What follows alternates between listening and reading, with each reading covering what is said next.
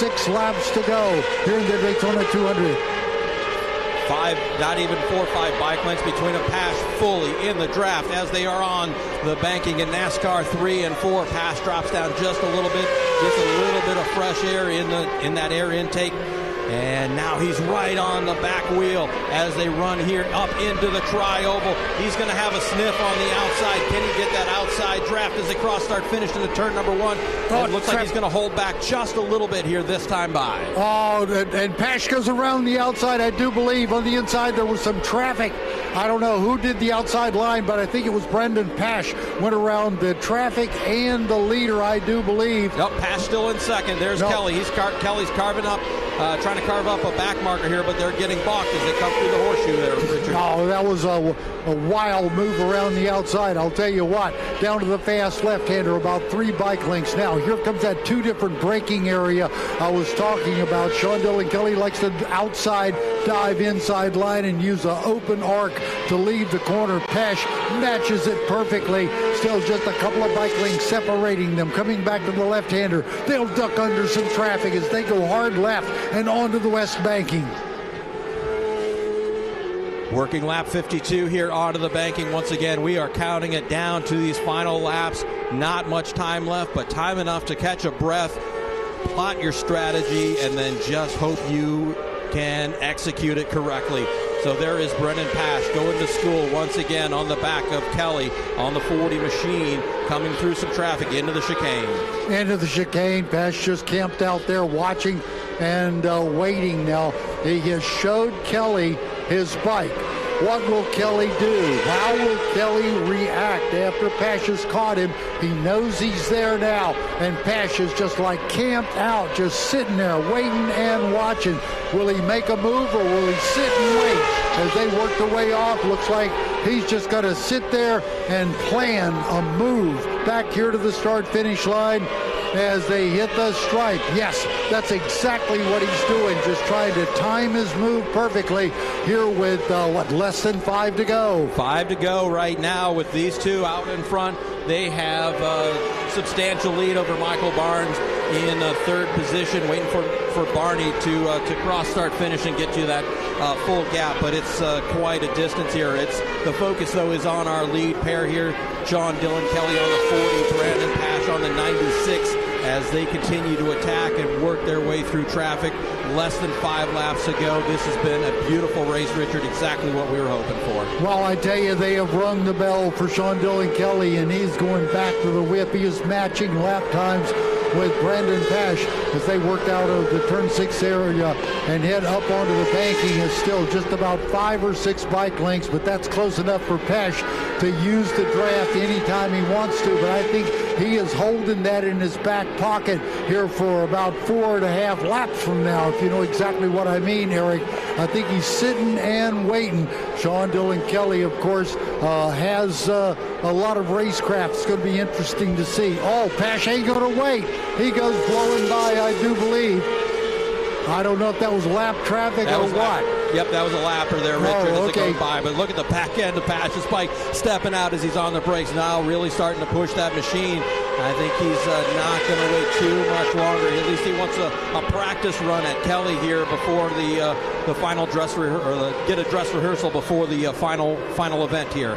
They saw a lot of that early on in that first group drafting we saw there with the double and triple drafts, but he knows how a single draft works as well as they make the run off the banking. Sean Dillon Kelly trying to build some kind of cushion back up. That cushion was awful comfortable, but now he has completely lost it, and he's going to have to do some work to try to get away from this Pash kid.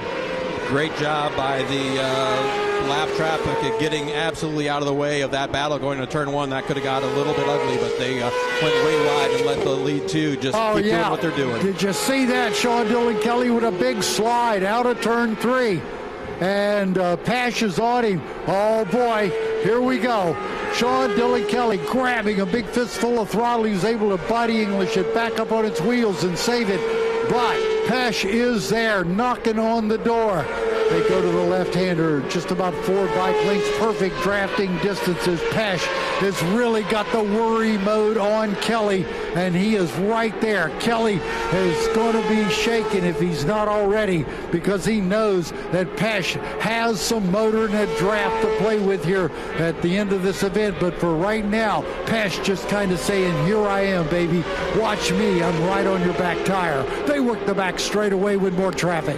Yeah, Pesh having a little bit of trouble in their traffic as they got out of the banking, as Kelly able to get just a little bit of a gap, but Pash's worked some other traffic to get right back up to him. Here they go again. More lap traffic to get through. Pash is right there, so really hasn't lost much, maybe half a tenth of a second through that back section here. Up on the banking, that will disappear. The draft just taking effect right here. Pash will get right on his backside. We're working lap 53, just about to go to lap 54, coming off the banking and into the tri-oval once again. Only 3 laps left to go next time by. Yeah, 3 laps, 12 miles into turn 1, across start finish. Pash really pushing into turn number 1. Sean Dillon Kelly's last lap, a 150.6, matched equally by Brendan Pash as they work back into the infield again. Less than 3 to go. Eric? Let's see, Kelly's holding up really well to the pressure that Pash has been putting on him, but Pash has held back just a little bit. Of course, they've had to deal with a lot of traffic here these last 3-4 laps. Again, Kelly, for the first time, looks back to see where Pash is to try and get a gauge of him as they're coming up on one more piece of traffic here. So maybe he's beginning to worry a little bit, or maybe he's just strategizing a little. He is definitely worried a little bit. He's done seen that machine of Pash too many times, I do believe, and there's not a lot he can do about it either. If Pash is just going to sit there and bird dog him for the next 3.5 laps or 2.5 laps, then so be it. He's just going to have to come up with some kind of plan to either draft or repass or something. But right now, I think Pash has the upper hand if he can just stay close enough for that final run. And boy, he is pushing it on the brakes to stay close to Sean Dillon Kelly into the chicane. Here's some traffic, and Pash will have to deal with it right in the middle of the chicane. That could cost him. No, it didn't really cost him that much, but it did. Oh, it did. He did. Big time. Oh, I thought that was the other guy. No, you're right. He got caught big. Now he's got to do a 49 in the worst fashion right now to get back even. Sean Dillon Kelly, that might be the break he needed. Coming to the stripe, 2 laps to go. I think that's Teague Hobbs that's right behind him. So that a bike that's that quick, if he doesn't mix it up too much with that lead group, could help Pash just being able to stay behind him and help him with the draft. Let's see what happens here. So right now, Pash right on the back of it. Let's hope Teague Hobbs doesn't get mixed up too much in this. Maybe can help Pash just a little bit here and when it comes to the drafting. But they continue to carve through this traffic on the infield. Oh boy, just watching Sean Dillon Kelly's body English, using the twist of his body to actually circumvent the slide of the tire is something beautiful to watch. A young 18-year-old kid doing that.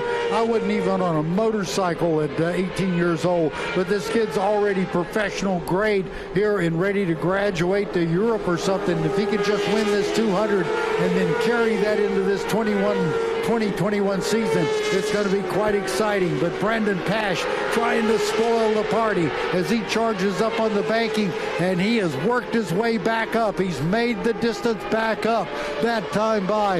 Again, just a little bit even lap times, but he is riding hard here. White flag will be coming out next time by. Yeah, now it's time for Pash to let it all hang out here. If he's going to put a dress rehearsal in, he needs to get it done. If not, he just needs to keep very close, right on the back wheel of Kelly as they carve their way through the chicane. Once again, there is Pash. Let's see how he plays this one as they come through the tri-oval. As you said, Richard, the white flag in the hand of our starter down there. So looks like he might be cutting this a lap or two short because of the red flag, but we shall see here. Yep, white flag in hand as the starter is walking out here. Here come our lead pair, Kelly and Pash, taking the white flag 1 lap to go, 4 bike lengths separating the top 2. They dive into turn number 1.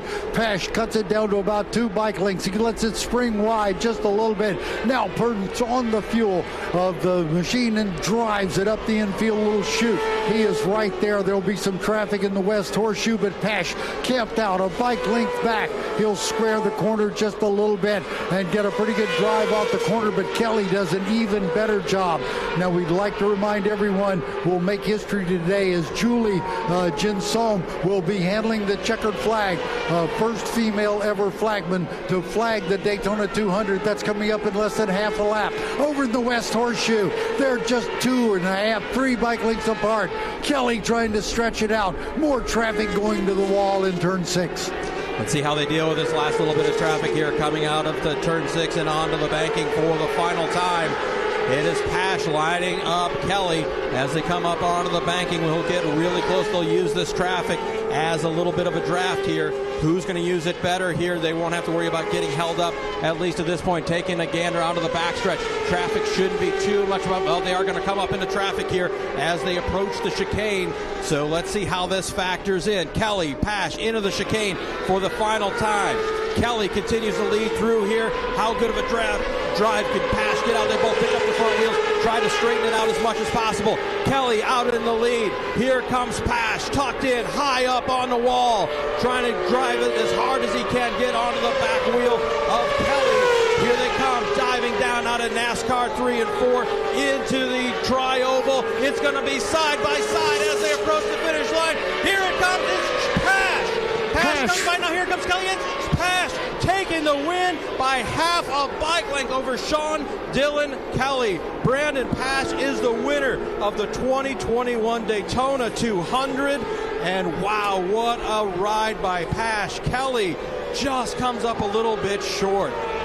Oh, what a great ride by Brendan Pash. He stalked Kelly and then sprung the trap right at the moment when he needed it and pulled the perfect slingshot draft around the outside. Pash could not respond and comes away. Oh, John Orich robbed again of a Daytona 200 win. It looked like it was so ready for him to take, and just in a last lap dash to the checkered flag, Brendan Pash ruins his dream and that of Sean Dillon Kelly will have to wait another year to win a Daytona 200. What a ride, what a race here at Daytona. Wow, that was worth waiting for, Eric. Yeah, what a great race, and we see Pash over there on the wall with his crew, getting hugs from his crew. There's Sean Dillon Kelly giving him a fist bump and a well done as Pash, getting congratulations from everyone there. Really emotional victory for him. If you don't know the story, his mentor, Lloyd Bailey, was tragically lost his life back in December in an accident. Bailey was a huge mentor to this kid, and he has said that he'll donate half his winnings, if not more, to the family of Lloyd Bailey to help take care of Bailey's daughters as for education or whatever they need. So not just a great win for Pash, an amazing win, but a great story behind it. Here we go. Here's that final run as Pash dives down, and it's half a bike length, just half a bike length between them, and he knew it. He raising his fist, foot's off the peg, and what an emotional victory for Brandon Pash. Here we go, slow-mo. We see it from the opposite angle here. Yeah, half a bike length, if that. There was a little bit more than a front wheel between the two, and wow, there he is, Burnout City. That's the way you celebrate a victory at the Daytona 200. Hey Motorsports fans, thanks for watching. Make sure you hit subscribe before you go for all the latest news and highlights across motorsports.